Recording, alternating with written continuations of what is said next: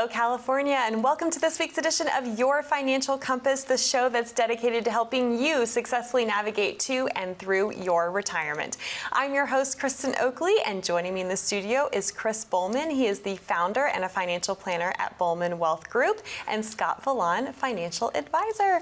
Gentlemen, it's great to be back with you. How are you this week? We're good, and we were just talking before the show about slang. Chris's son is a freshman in high school now, so he teaches. Well, one of his kids is a freshman in high school, so Chris was teaching me the slang. Yeah, there's a whole subset of language out there that it's actually my 13-year-old who's a big-time rule follower. He informs me of all the things my 15-year-old doesn't tell me. Are there any that you can share? No, I mean there's.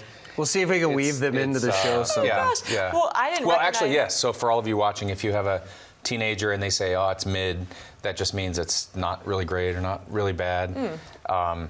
Short for middle of the road? Yeah. Sus, we talked about sus. Yeah. That's suspect, something suspect or suspicious. Yeah, and my 13-year-old has been telling me that the 15-year-old he thinks may have Riz. And what does Riz mean? It means like clout. Yeah, like clout, or you're cool. So my 13-year-old's very small, and he was saying that the boys, once you get in the locker room, they bump and push and they throw each other around. And I said, did they pick on you, the 8th graders? Because he's a tiny 7th grader. He said, no, they don't really bother me because Reed has a lot of Riz. I thought that was pretty nice. So. Wow. So not only are we helping you all navigate to and through your retirement, we're teaching you the slang of today's kids, which I hadn't heard any of these words. For parents and grandparents, don't say you didn't learn anything watching this. Go home and ask your children if they have Riz. See where that goes. Yeah. Well, back to the subject at hand. We are going to be talking today about something that probably, can create words for people, maybe not the best words. That is downturns in the market volatility. And, I think for a lot of folks, we have been conditioned to think it's okay when the market takes a dip, because when we're working during those accumulation years, typically we have time on our side. We have a longer time horizon. But we never know when the market's going to take a downturn, and those downturns can become especially scary as we are approaching, nearing, and entering retirement. So we're going to talk about a lot of those things today, because I know one of the things you are passionate about doing is helping folks develop strategies to navigate the unknown, to navigate the possible market downturn. So where do we want to kick off this important discussion? Well, first of all, don't watch the news. When it comes to, the 24-hour news cycle, I think that can depress anyone, and it can really scare you if you're trying to figure out what to do with your accounts, or the market's down, or there's inflation up. It can be scary. So I think sometimes that it makes people wonder if they're doing the right thing, or if they should make a move in their accounts, or maybe what they should do. The gut response is to get worried, typically. But I would say if you go onto any financial website, any of them that you can think of, you'll see an article that says, the stock market's going to crash by the end of the year because of these 6 reasons. The very next one will be 7 reasons why the market's going to be up 20% for the next 4 weeks, and then the next one will be inflation's going to destroy us, and the next one is the market's going to rise. And so one of the things you have to realize is trust the person that you're supposed to trust, which is your advisor, because these people are responsible to write articles. They have to put out content, and they have to put out content daily. That makes people want to click on it. Well, it has to be stuff what they call clickbait. Yes, and so all of our clients, and you should know that if it gives you comfort, the market's going to go up about 7 out of every 10 years on average. 72% of the time, we're going to have a positive market. Which also tells you about 3 out of every 10 years we're going to have a down market. Right. So as long as you know that's coming, then when it happens, it shouldn't really stress you out. Right. Well, it all comes down to having that solid plan in place to navigate when that does happen. And to your point, Chris, it's interesting. If you follow this stuff long enough, you realize that they start to recycle headlines. There's a lot of headlines that they've used previously, even years ago, that they'll just bring back and repurpose, and you're going, is this really the news, right?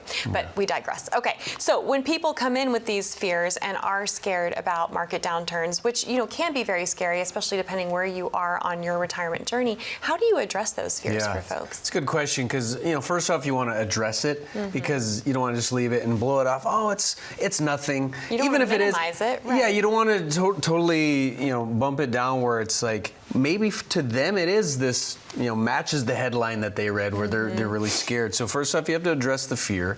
But then generally using facts, as Chris said, 7 out of 10 years the market's up. Reminding them in times in the past when the market was down and kind of just saying, hey, this stuff happens. It doesn't make it any easier to stomach. But one thing that we found is, reviewing the goals. And you mentioned this a few minutes ago, Kristen, with the plan. It's like, okay, if we can take a step back, hey, your account is down, but if we take a step back and look at the plan is still on track. And when I say the plan, I mean the retirement plan of, hey, even with this downturn, your account's dropped some in value, your plan is still working, and that generally adds a little bit of clarity, maybe removes some of the concern. Or if a change is made in a portfolio, say there's different funds in there, different tools being used, explaining why they're being used. Of like, hey, say this is a defensive tool, or we've changed up the kind of the lineup of funds you're using, what have you, explaining why they're being used, why they might not be used in the future when things settle themselves out, but just generally in these times of fear, if you add information, it's like adding color to the black and white picture. People can take a step back and like, okay, there's still a plan, I'm still on track. So that's sharing that information generally seems to help. For sure. And I know that you always talk about you work with your clients on an ongoing basis. You do life with them. So talk about the importance of really reviewing these financial plans during market downturns, during bear markets, to help make folks know if they are in fact on track. Yeah, it's a good point, and Scott brought up a few times reviewing your plan. Well, a lot of you out there may not have a plan. Yeah.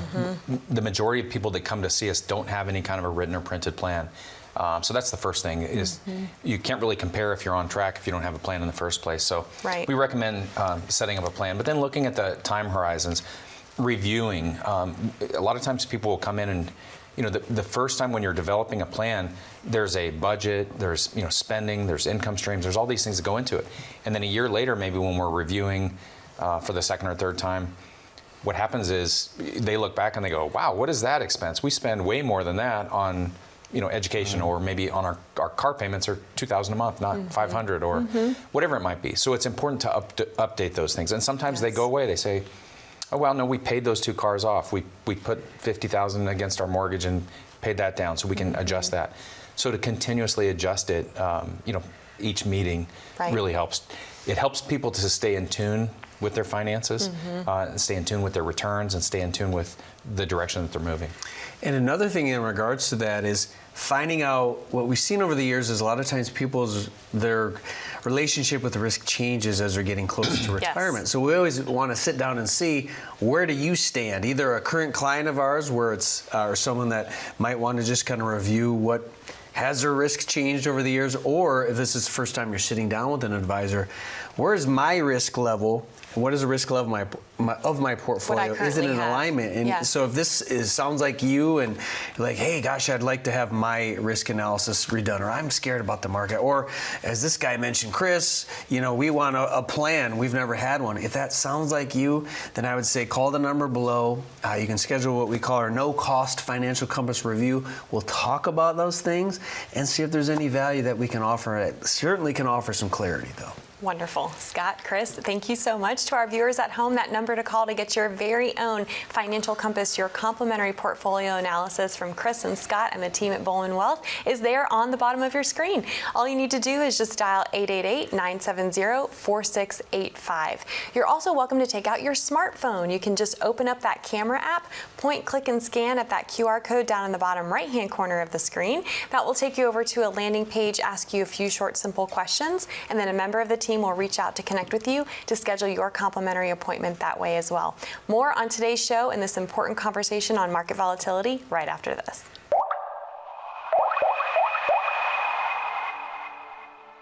I became a financial advisor coming out of the tough times of the tech bubble in the late 90s, early 2000s. Moved to California, uprooted my life, changed everything, and then 9/11 happened the first week in this industry. I was prepared already to help people from tough times coming out of the tech bubble, but what we didn't expect is there were 3 years in a row when I started of the market dropping. That really impacted my whole career. It crafted and created how we manage money. We don't want our clients to ever lose like that. And so Everything we do is built on protection. The goal of our practice and the people that we meet with is to remove the fear and uncertainty that we all face, and it goes back to those first years in the market. I was a sportscaster on television. I grew up in Flint, Michigan. In TV, you bounce around, and went to Mississippi and worked at the NBC station there and covered, college football's big, NFL's big, all that stuff. And a guy I knew relatively well in a different state decided to get out of TV, and in this opportunity, I always enjoyed finance and money, and it seemed really exciting. I like to communicate to folks and feel like I can communicate well. It was such a fresh, kind of different career than what I was used to that it was exciting. We go into every meeting with no place to get. We're there to meet with you, to discover your needs, find out where you are at that point, and how we can help you build and craft that plan for the future.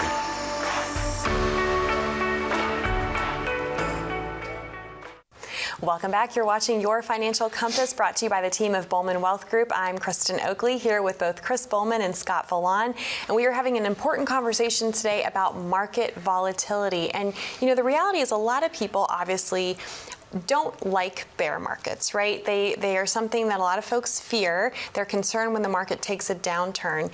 But there can be some positives, believe it or not, when there is a bear market. So what are some strategies that folks can actually be employing and taking advantage of during these volatile times? A couple things come to mind. One is say you've got a plan at work, a 401k, or a 400 number account. Maybe look to see how you're invested, what funds you're in, or fund singular, and just to see, because a lot of times people start saving into that 10, 15, 20 years prior, and they've never changed it. They're that much older, and they forget, oh gosh, I'm in the same fund I've been in since I was 28 years old. Right. I'm 58 now. So first off, see, is it set up, is it a riskier fund? If you're getting closer to retirement, it might mean kind of reining it in, trying to get something a little bit more risk averse. On that same note, though, is most companies, if you're still working, you're over 59 and a half, they'll allow you to do what's called an in-service distribution or in-service rollover, where in your 401k plan, you're going to have access maybe 15, 20, 30 funds or options. Well, if you were to roll it out of that plan into an outside IRA, say to an advisor like us, well, there's going to be a lot more options to choose from. It gives you more control. And so that's always a recommendation. If you're still working, you're over 59 and a half, the majority of companies allow you to do that. And it just opens up the palette of tools that can be used. To you. Correct. And it's going to be a lot more than what you have in your current work plan. Right. And then you get to control your money, right? You get to tell it where you want it to go. And of course, you guys help folks advise to do what is in their best interest. What's another strategy, Chris, that you do with folks? Yeah, a lot of times in down markets, we may hold equities or funds that we like, but they're currently not performing as well as we would like. But we have some other funds, or maybe earlier in the year, we have some gains that have already been realized in our portfolio, which means we're going to get taxed next year on those gains. So it's a good time to do some tax harvesting.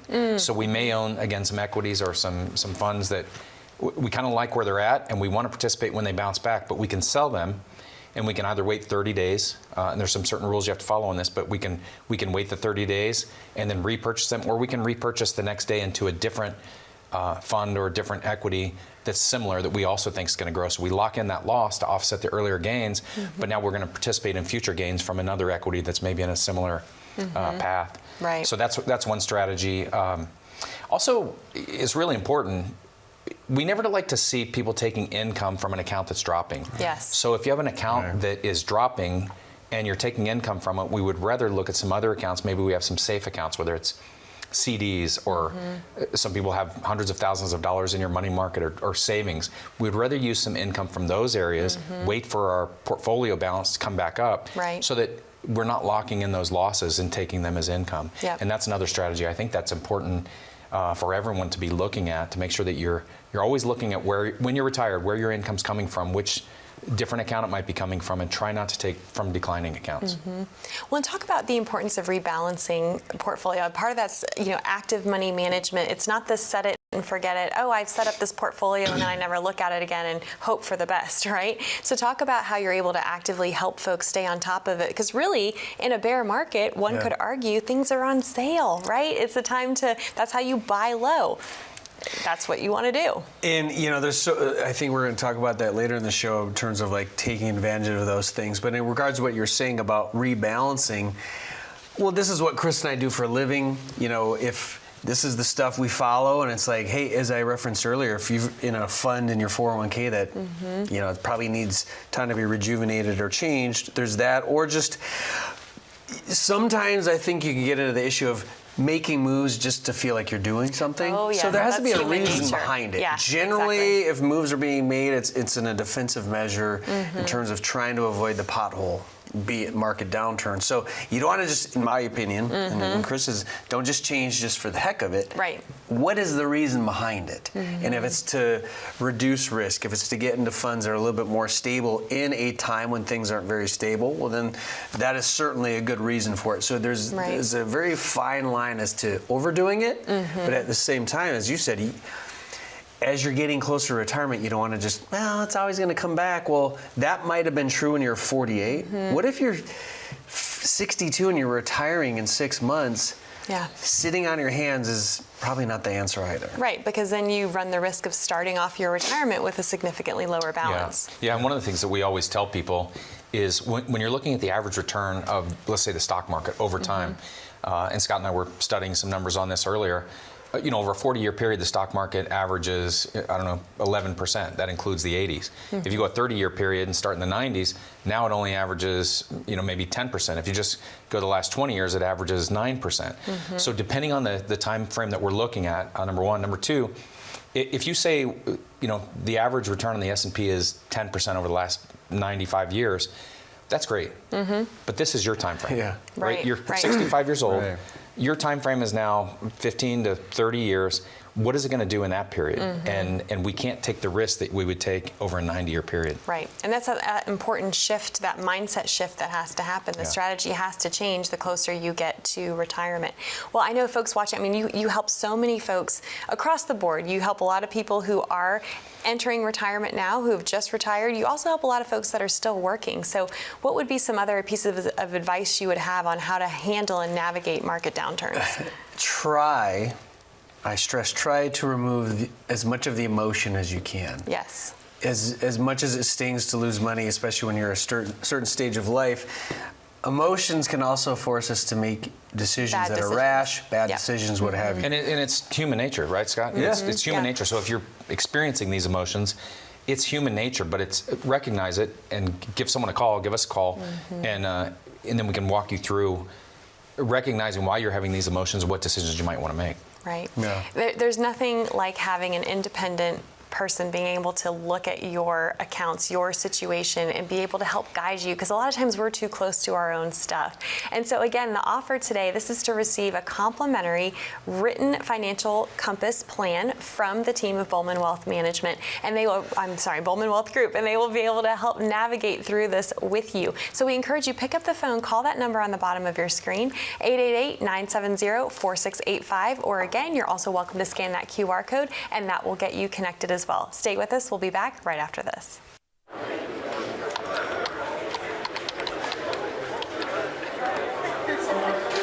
The work never seems to end until the day it finally does.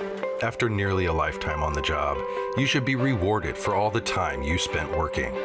Whether that's crossing off items on your bucket list, learning a new passion, or rekindling the love of an old one. After all, life isn't over when you stop working. It's the start of an all-new chapter. The one where you're the writer and you get to choose how your story will go. A way to achieve that is by having a clear financial plan to sustain your golden years. The biggest fear most retirees have is if they'll have enough money to maintain the lifestyle they've always enjoyed. Having a plan to help protect you against the curveballs life often throws will help to maintain your lifestyle. Call today to get your free written financial plan so you may live every day to the fullest and enjoy the retirement of your dreams. Well, welcome back to Your Financial Compass. I'm your host, Kristen Oakley, here with Chris Bulman and Scott Vlohan from Bulman Wealth Group, and we are having a conversation today on market volatility. What do you need to know about market downturns? What can you do? How can you take advantage during those seasons? Because they're inevitable, and we know that they happen. And you said something interesting on the break. You were talking about the silver linings of a bear market. So share what you were saying about that. Yeah, so obviously there's probably more cons than pros when the market is down. However, there are some instances to take advantage of or to consider, and one of those is a lot of times when folks are in retirement looking into Roth conversions, where you're taking money from a traditional IRA, traditional 401k, pull the money out, you pay taxes, you put it into a Roth, because we know everything that goes into a Roth plus all the gains are tax-free. So a silver lining, if the market's down, say your account has dropped, your IRA will still convert when it's lower, when the tax rates are probably lower now than they'll be in the future. You convert, and then as it starts to climb back, you've got more money in the Roth that's growing tax-free. So that's definitely one of the the small silver lining aspects is, hey, maybe now is the time to convert a little bit more because of that. And once things do come back, as they always do, I'm gathering a lot more gains on that Roth, which is tax-free. Yeah, and if I can just tag onto that, because he said the markets come back as they always do, and some people might take that as sort of a flippant remark, but historically, the markets always come back to an all-time new high. So anytime in history, all the way back to the beginning of the markets, when they drop, they always come back to a new all-time high. So if nothing else, that should give you hope that if the markets have dropped, don't get scared. If you're diversified in a good portfolio, the markets have always come back in the past. We can't guarantee they will in the future, but the evidence of the past is a good predictor of the future. I love that there's so many strategies and options that, I think a lot of folks aren't even aware of everything that is available to them in these downturn times. So what are some other strategies that you work through with folks? Well, so gifting, we work with a lot of people that are retiring or retired. So gifting of assets is key. Everyone wants to know, how much can I gift? It's ranged from $14,000 up to $18,000. And that's per person, right? So if it's a married couple, they can each give that amount. They can each give that amount per spouse. So let's say you want to give to one grandchild. Let's say the limit's $18,000. You could each give, that's $36,000, and then you could do that for each grandchildren, each child, some people are saying, well, why would I want to do that? A lot of the listeners out there. Depends on who your grandkids are. You can give it away to the librarian too, or friends. A lot of people out there get to that point of the estate tax threshold where every additional dollar that's in your estate above that threshold, you're going to be taxed at 40% or more. Right. And so it makes more sense to get it out of your estate early on. Right. And by the way, a lot of people also come in and say, well, I can only gift, $17,000 or $18,000, whatever the limit is for that year. And it's not true. You can gift as much as you want up to that estate tax threshold. It just needs to be reported. Yes. It won't be taxed on you or who you're gifting it to. So we have some clients that will gift, maybe they're 80 years old, they want to gift to their 60-year-old children, $2 million, $4 million, etc. There's no gift tax. It just needs to be reported so that it's being tallied up against your total exemption. Right. That's another thing too I'll mention, and this might be for some of the younger folks, but anyone listening that's investing is, obviously when the market's down, if you still have the ability to invest and have some bravery, you can buy in low. So say that fund or that stock, what have you, it's dropped in value. Well, when it is down, you're getting it at a discount. So you can kind of spin it in that way too. You don't want to make all your decisions based off that, but it is an opportune time because, as Chris said, historically, the market always comes back. So if we can buy in low, assuming that, there's always that element. And a great example of that is 2022 when a lot of tech stocks, a lot of tech funds were down anywhere from 30 to 70%. Right. Well, if you're sitting there looking at it and saying, well, this is horrible, I'm never going to invest in tech again, what do you think is the future? The future is technology, right? And sure enough, tech bounced back 50 to 100% depending on what you bought the very next year or within the next 6 months or so. So keep your eye on the big picture. We always say zoom out. Sometimes, especially as we get older, we have to zoom out to see things. Sometimes you have to do that with your investments as well. Don't look at it as today, this month, that everything's down. Zoom out a little bit. Let's look over a 5, 10, 20-year period. Right. One thing I want to mention too, and we mentioned this earlier in the show, it's like you also want an advisor to listen to you, because again, it hits everyone differently. We can watch the same movie, Chris and I, and I have better taste, so I'd see one thing. I would be crying, he would be laughing. I'd be laughing, or because I wouldn't watch it because he loves all these bad shows that no one else likes. That aside, you want an advisor who's actually going to listen and not just give you the political, it always comes back. Okay, we can mention that, but dig into it. What does that mean for you? If at the end of the day it's your money, it has to be someone that's listening and acknowledging it, and it can't always just be wait for it to come back. If it's raining outside and it's pouring rain and it might pour for a while, you're just going to stand out there. Maybe it's time to go inside, use a different umbrella. So what I'm saying with this is, over the years, we've heard stories about advisors that either ignore emails, ignore phone calls, and or they say you're just going to be fine. Yes, you'll be fine. Correct. That's the wrong answer. Right. Maybe at a broad concept, it's the right answer in terms of the timing, but that's when an advisor needs to talk to their clients, is to say, we're here, we're aware of it, this is what we see, here's what we're doing, what does that mean for you? That's what an advisor does. That's what Chris and I do on our staff. It's like people, and it's always fun to talk to people when their accounts are doing well. Hey, yeah, you're up 10%, that's great. Right. But people want to talk to you when times aren't as well. It's like, I'm entrusting in an advisor to walk me through these times. Are you guys doing it? Because we've heard a lot of stories about folks that aren't. Well, I'm reminded of that study that came out a few years ago by Vanguard. Obviously, one of the big houses that works with do-it-yourself investors, right? And they came out and showed statistically how people who work with a financial advisor actually end up better than those who don't. And a lot of it is because when you are working with that financial advisor who has your best interests in mind, who is able to look at things from this independent, objective point of view, they're able to help take the emotion out of those downward times and to your point, prevent people from making decisions that in hindsight, maybe they're realizing, oh, that wasn't the best call that I should have made. But again, when that emotion is mixed in there, it's really hard. It's communication. A key to a relationship, we're all married, is communication. I'm not married to you. Why are you playing me? You said we're all married today. We used to be, not anymore. No.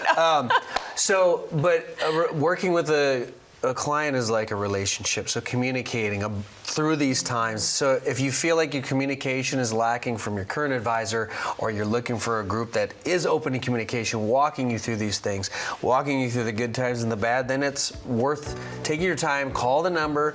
We'll set up a conversation, find out more about your situation. We'll do a complimentary financial compass review and see if we can help.